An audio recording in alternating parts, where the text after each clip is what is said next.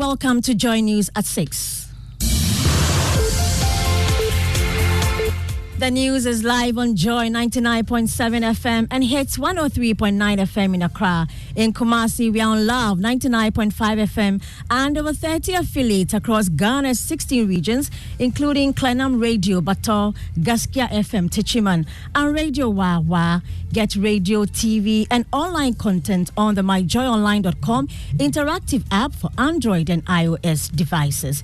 Coming up, former Water and Sanitation Minister Cecilia Dapaah faces busy day in court, taking plea on Special Prosecutor's charges of property and income non-disclosure. Also, the OSP is expected to justify why the court should confirm the seizure and freezing of Madam Cecilia Dapaah's bank accounts. The court is also expected to deliver judgment on the Aisha 1 case today, and the Attorney General is confident of victory. So that clearly indicates that yes, any kingpin, any identified kingpin who is arrested will be put through trial.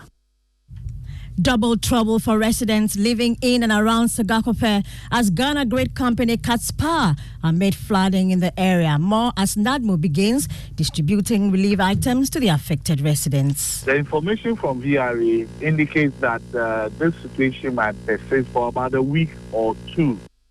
What's up in business, Darryl? Hannah, Ghana's debt in relation to size of economy expected to take a nosedive this year. We'll hear from the IMF. That's on the Joy Business Report. Also in this bulletin,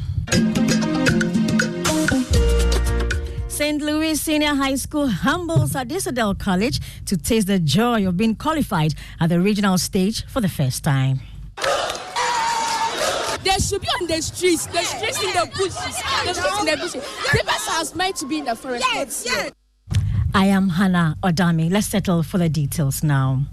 The Office of the Special Prosecutor is this morning busy in court with two applications against the former Water and Sanitation Minister Cecilia Dapaah. Let's head straight to Kojonyako, our court correspondent, who is giving us the details. He's on the phone line. Richard, we understand there is a criminal and civil case against the former minister. Tell us more about that. Well, so Hannah, the first is a criminal one filed by the OSP in respect of the former minister's failure to complete the property and income declaration form. So the OSP has filed charges against her. We know that the former minister is under investigation for corruption and corruption-related offences, including using public office for profit in respect of suspected tainted large cash sums reportedly stolen from her matrimonial home, and also the retrieval of the same huge sums of money from the home by the Office of the Special Prosecutor. So the OSP says, without lawful excuse, Madam Dapaah has failed within 30 days to comply with the notice to declare the income and property form served on her by the Office of the Special Prosecutor.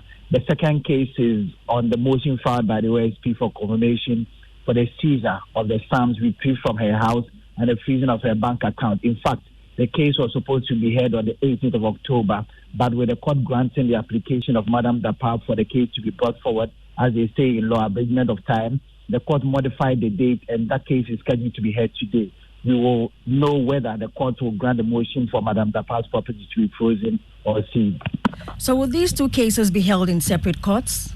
Well, so both cases are before the same court, Financial Court 2, same judge, Justice George Chum. Indeed, it was the same judge, same court that refused to confirm the seizure of Madam Dapaah's property and freezing of her bank account about a month ago and ordered the return of the cash and the unfreezing of her bank account. And we know it was the same court that also granted the application of Madam Dapaah for the abridgment of time yesterday. Well, Richard, also the state case against alleged illegal miner Aisha 1 will be ruled on today?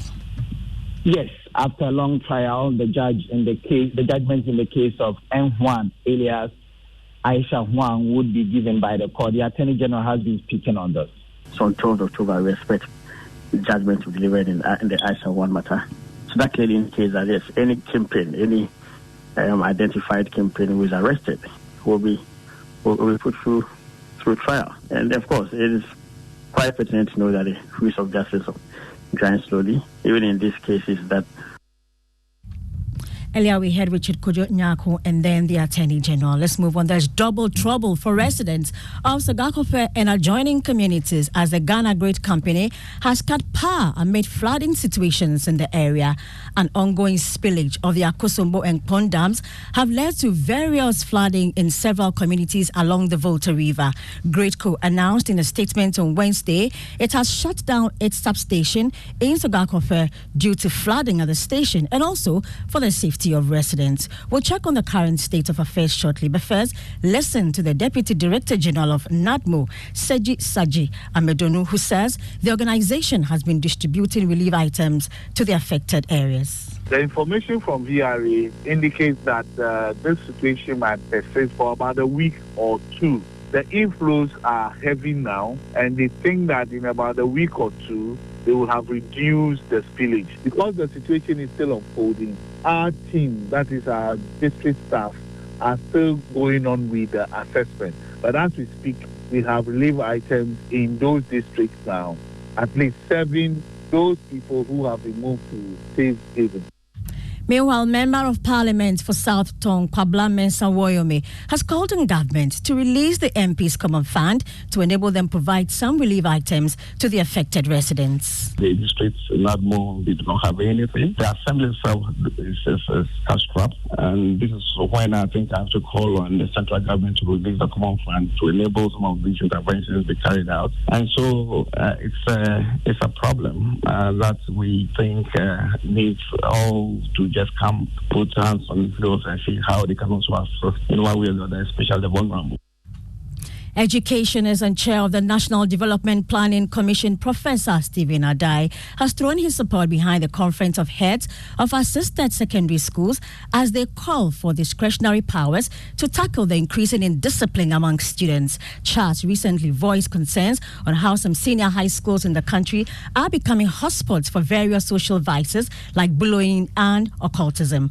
Professor Stephen Adai believes school decongestion is one means to address the issue. There's more in this news desk reports. In January, students at Chiana SHS in the Upper East region posted a video targeting the president. They were initially dismissed but later readmitted. In July, 2 Adisado College students got suspended indefinitely for fighting. But these are just 2 examples of the indiscipline crisis in senior high schools. Countless similar incidents occur often. For teachers, this surge in indiscipline has become one problem too many, and the situation is reaching a critical point. The Vice President of the Conference of Heads of Assisted Secondary Schools, Reverend Father Stephen Owusu-Setre, describes it as a crisis. Some of these misconducts, such as hooliganism, bullying, occultism, smoking, drug abuse, to mention a few, have their roots we have detected. Amidst these challenges, teachers are advocating for a crucial intervention. Moving on, the Divisional Union of the Ghana Broadcasting Corporation is appealing to management not to extend the contract of the Director General. The union executives indicate the Director General in his 4-year term has mismanaged the corporation, citing non-payment of the Retirees Long Service Award and transport grants as some examples. Samuel Nathaniel Kevo is the Divisional Union Chairman of the Ghana Broadcasting Corporation Workers Union. Sometimes when workers are satisfied with the work of the Director General, they make approach to NMC and the appointing authority. Now they are satisfied with the work of the Director General of the board, and they will plead that their contract will be extended. The 4-year tenure given to Director General of GBC has expired. So nobody is removing him. It is his tenure that has expired. Well, Joy News has attempted to contact the Director General of GBC, Aminat Hausan, but so far our efforts have been unsuccessful.